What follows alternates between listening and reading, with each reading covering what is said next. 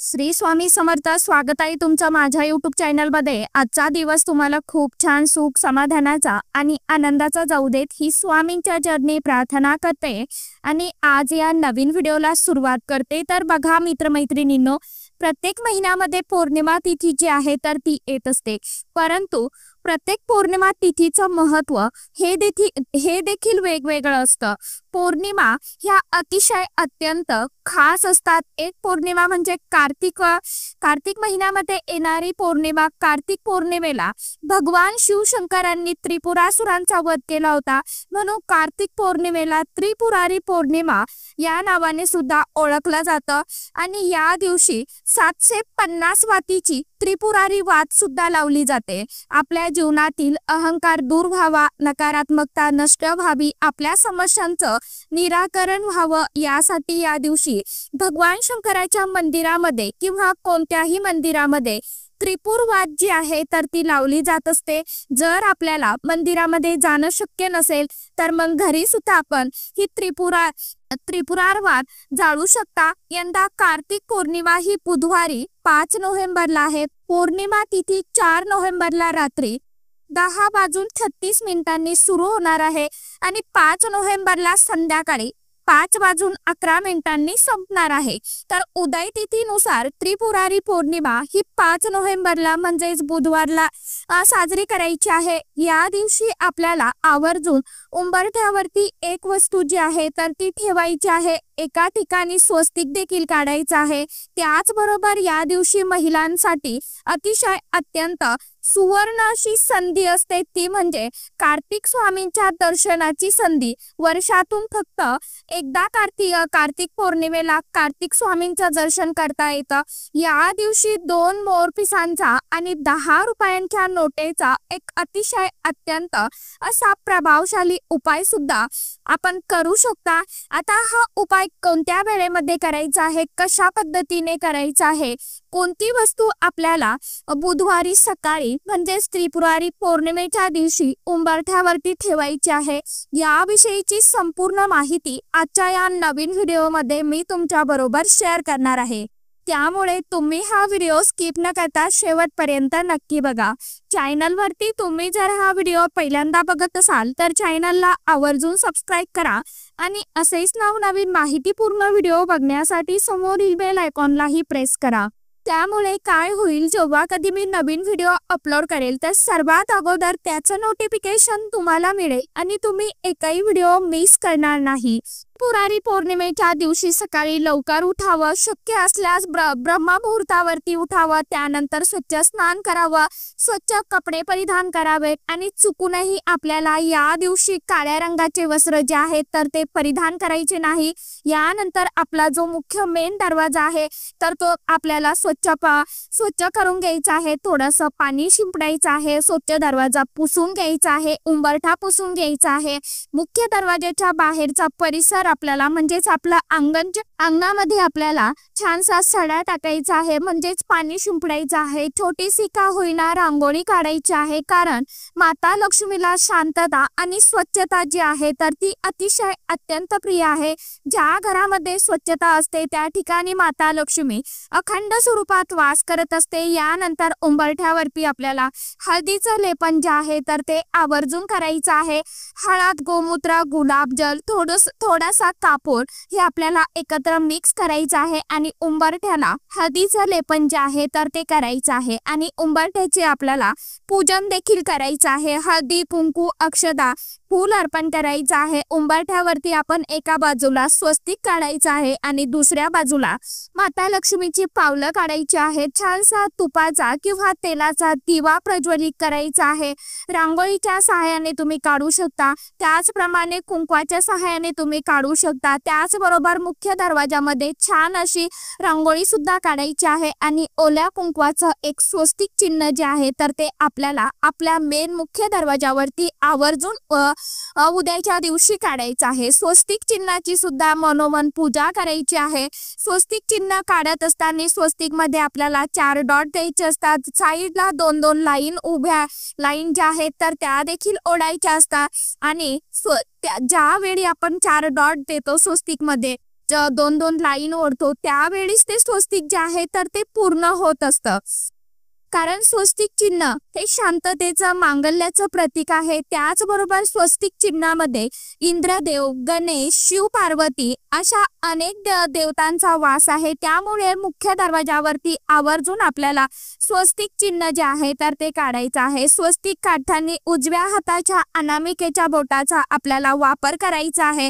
जरी मेटलचं स्वस्तिक असेल तरी सुद्धा आपल्याला ओल्या कुंकवाचं स्वस्तिक काढायचं आहे. त्याचबरोबर आपली जी तिजोरी आहे, आपलं जे किचन आहे तिथे देखील आपल्याला एक स्वस्तिक काढायचं आहे आणि या स्वस्तिक चिन्हाची आपल्याला विधिवत पूजन करायचं आहे. तसे या दिवशी त्रिपुरवात सुद्धा जाळली जाते. संध्याकाळच्या वेळेला आपल्याला ही त्रिपुरवात जाळायची आहे.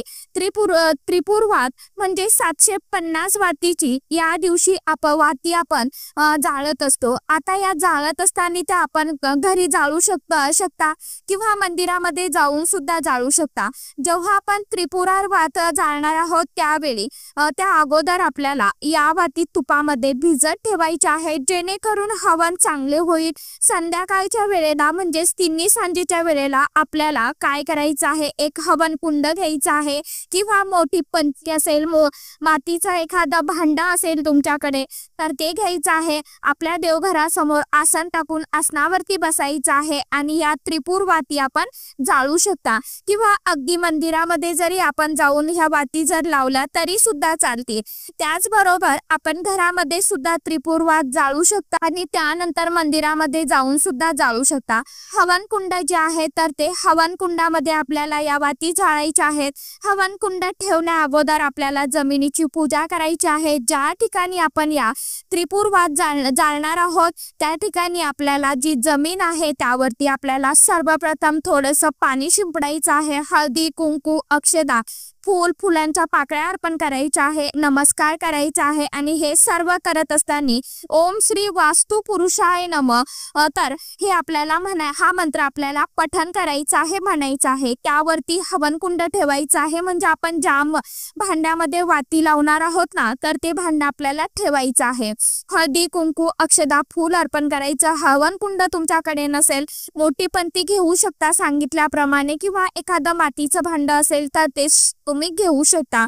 यामध्ये आपल्याला ज्या 750 वाती आहेत तर त्या ठेवायच्या आहेत. यासोबतच कापूर सुद्धा ठेवायचा आहे आणि कापूर आपल्याला प्रज्वलित करायचा आहे आणि हे हवन सुरू असताना आपण ओम त्रिपुरा रांता काय नम स्वाहा, ओम त्रिपुरा कांता स्वाहा नम म्हणत शुद्ध तुपाची आहुती सुद्धा देऊ शकता किंवा आपण आपल्या कुलदेवीचा मंत्र किंवा माता लक्ष्मीचा मंत्र किंवा नवार्णव मंत्र म्हणत सुद्धा ही शुद्ध तुपाची आहुती देऊ शकता. यामुळे आपल्या घरातील नकारात्मकता नष्ट होते, घरामध्ये शांतता राहते. त्याचबरोबर जेव्हा आपण त्रिपुरार वात जाळतो त्यावेळी आपल्या जीवनातील अंधार, नकारात्मकता सुद्धा नष्ट होत असते. तर अशा प्रकारे त्रिपुरारी पौर्णिमेला त्रिपुर वात जाळण्याला अनन्यसाधारण असं महत्व आहे. महिलांना फक्त कार्तिक पौर्णिमेलाच कार्तिक पूजन करण्याचं भाग्य मिळतं. कार्तिक पौर्णिमा हा एकमेव असा दिवस आहे की या दिवशी महिला कार्तिक स्वामींचं दर्शन जे आहे तर ते घेऊ शकता. कार्तिकेय म्हणजे भगवान शिव आणि माता पार्वतीचे पुत्र आणि गणपती बाप्पांचा भाऊ. या कार्तिकेयांचे दर्शन हे फक्त कार्तिक पौर्णिमेलाच घेता येतं.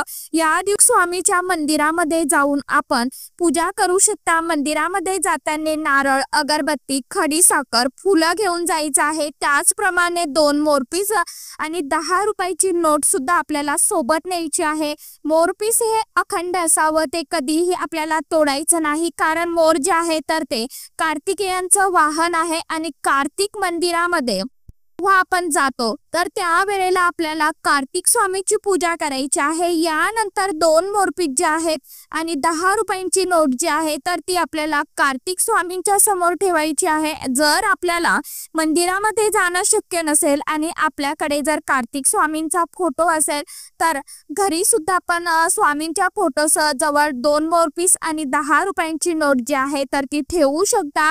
मंदिरामध्ये जर आपण जाणार असू तर परत येताना आपल्याला एक मोरपीस आणि 10 रुपयाची नोट जी आहे तर ती घरी घेऊन यायची आहे आणि एक मोरपीस जे आहे तर ते आपल्याला मंदिरामध्येच ठेवून द्यायचं आहे। घरी आल्यानंतर आपण जे मोरपीस आणलेलं आहे तर ते मुलांच्या अभ्यासाच्या खोलीमध्ये लावायचं आहे। यामुळे मुलांची एकाग्रता वाढते आणि 10वीची 10 रुपयाची जी नोट आहे तर त्या नोटेचा आपल्याला पिरॅमिड बनवायचा आहे, म्हणजेच पिरॅमिडचा आकार आपल्याला त्या नोटेला द्यायचा आहे।